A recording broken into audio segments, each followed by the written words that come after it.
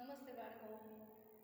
સુંદર મજાની કવિતા આપણે સમજ્યા અને એનું મેં ગાયન પણ કર્યું. હિન્દ દેશ કે નિવાસી, ધોરણ 7 અને એનો આ બીજો પીરિયડ, બીજો તાસ. એમાં સુંદર મજાના એ ભારત માતાના ગુણગાન ગાયા પછી અનેક વિવિધતાની સાથે રહેનારા વ્યક્તિઓ, અનેક ધર્મ માનવાવાળા વ્યક્તિઓ છતાં પણ આપણે એક સૂત્રમાં પરવાયેલા છીએ એવી સરસ મજાની એમાં શીખ આપી છે. હવે એ હિન્દ દેશ કે નિવાસી કવિતા ભણ્યા પછી એના અભ્યાસક્રમની અંદર પેજ નંબર 30 ઉપર સુંદર મજાના પ્રશ્નો આપેલા છે. એ પ્રશ્નો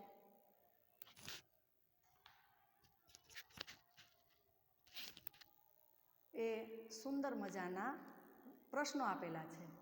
હિન્દ દેશ કે નિવાસી કવિતા 5ની અંદર અભ્યાસક્રમની અંદર જે પ્રશ્ન આપેલા છે એ આપણે હવે સરસ મજાના સમજીએ. કવિતાને ગાયા પછી, સમજ્યા પછી એનો પહેલો પ્રશ્ન છે, હમારે દેશ કી ક્યા વિશેષતા है? हमारे देश की क्या विशेषता है? तो उनका जवाब है, हमारे देश में भिन्न भिन्न रंग रूप और पहचान पहनने वाले, ये पहनवेश पहनने वाले लोग रहते हैं एवं अलग अलग भाषाएं बोलने वाले भी लोग रहते हैं. इसके बावजूद यहाँ के लोग एक होकर रहते हैं. इस तरह विविधता में एकता ही हमारे देश की विशेषता है. हमारे देश की विशेषता है. प्रश्न नंबर 2 है कि सभी नदियाँ कब एक हो जाती हैं? आपको पता है ना, आपने कविता में समझा होगा कि सभी नदियाँ कब एक हो जाती है. गंगा, यमुना, तो ये सारी नदियाँ सभी अलग अलग स्थानों से बहती हैं, निकलती है. उनका बहाव भी अलग अलग है, परंतु जब वे सागर में मिल जाती है तो सब एक हो जाती हैं. फिर सभी धर्मों का सार क्या है? आपको पता है कि सभी धर्मों का सार तो एक ही है. सभी धर्मों का सार एक ही है, मनुष्य को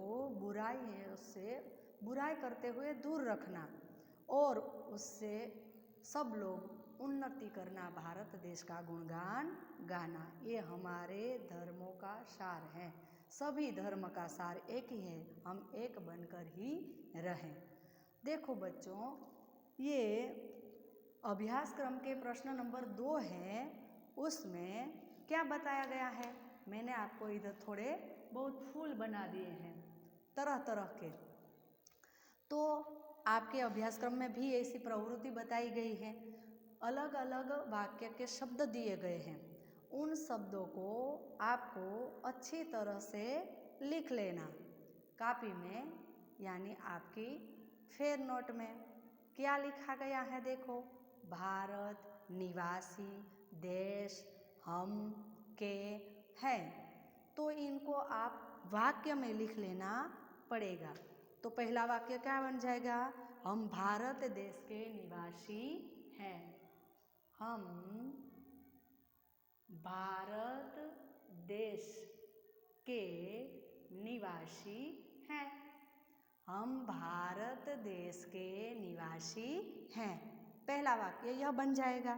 फिर दूसरा है कि मधुर कोयल की है होती आवाज़. तो ये फूल में बताए गए अनेक जो शब्द है उनको मिलाकर आपको पूरे वाक्य बनाना पड़ेगा.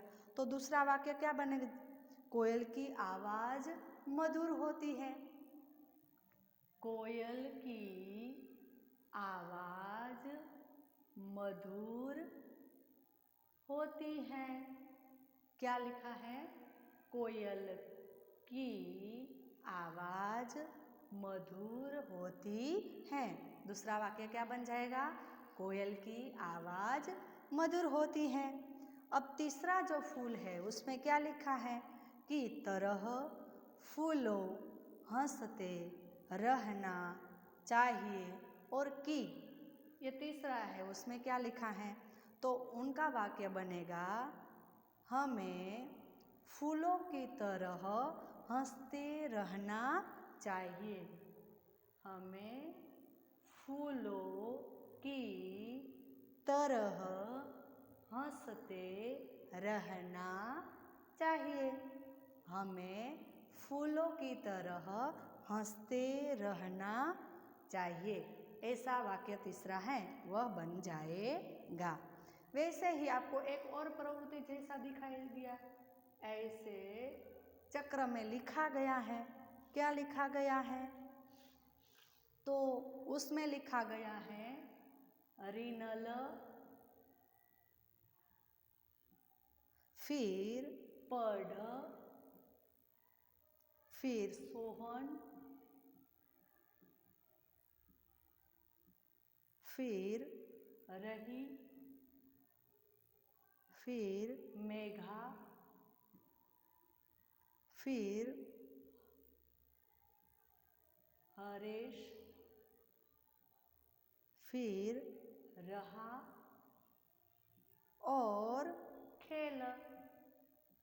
ये सारे शब्द अलग अलग दिए गए हैं और इधर है। तो उसमें से आपको क्या करना है? पहले आपको उदाहरण दिया गया है, सोहन पढ़ रहा है। एक वाक्य बन गया। क्या हो गया? सोहन पढ़ रहा है। ऐसे ही अलग अलग वाक्य बनाना है। तो सोहन पढ़ रहा है, फिर क्या लिखा है? सोहन खेल भी रहा है। सोहन खेल रहा है, दूसरा वाक्य यह बन जाएगा। फिर तीसरा, रीनल पढ़ रही है। रीनल पढ़ रही है, तो दूसरा उनका बन जाएगा रीनल खेल रही है। रीनल खेल रही है। फिर तीसरा नाम है मेघा, तो मेघा पढ़ रही है। मेघा पढ़ रही है। फिर दूसरा उनका बनेगा मेघा खेल रही है। मेघा खेल रही है। फिर है ऐसे रीनल, सोहन, मेघा और हरेश, इन सब का दो दो वाक्य बनेगा, तो कुल 8 वाक्य बन जाएगा। आपको आपकी ये HW कॉपी में लिख लेना पड़ेगा। फिर हमारे स्वाध्याय के प्रश्न भी बताए गए हैं कि हिंदवासियों में कैसी विविधताएं हैं। तो आपने देखा कि हिंदवासियों में भाषा, रंग, रूप, ये सब विविधता हैं। फिर प्रश्न दूसरा है कि माला में कौन कौन से फूल एक रूप हुए हैं। तो माला में आपको पता है बेला, गुलाब, जूही, चंपा, चमेली, ये सारे फूल एक बनकर माला बनी हुई है। स्वाध्याय के प्रश्न नंबर 3 है, इस कविता में किन नदियों का उल्लेख किया गया है? इस कविता में किन नदियों का उल्लेख किया गया है? तो आपको पता है कि गंगा, यमुना, ब्रह्मपुत्र, कृष्णा और कावेरी जैसी नदियों का उल्लेख किया गया है। फिर प्रश्न चौथा है कि नदियों में से हमें क्या संदेश मिला? नदियों हैं, उनसे हमें क्या संदेश मिला है? तो नदियों से हमें संदेश मिला है कि अलग अलग जगह से बहती हुई नदियाँ, अलग अलग तरह से बहती हुई नदियाँ अंत में सागर में मिलकर एक हो जाती है। तो हमें भी अलग अलग रहवासी, अलग अलग धर्म के लोग, अलग अलग भगवान को मानने वाले लोग, लेकिन भारत में रहकर हमें एक बनना है, एक सूत्र में पिरोना है। एक ही हमारा ध्येय है कि हमारे भारत देश का विकास हो। तो ये सारे प्रश्न आपको आपकी कॉपी में लिख लेना पड़ेगा और आप अगले तास में जब हम मिलेंगे तब आगे का जो पाठ है डॉक्टर विक्रम साराभाई उनको पढ़ेंगे। नमस्ते बाળકો, आवजो।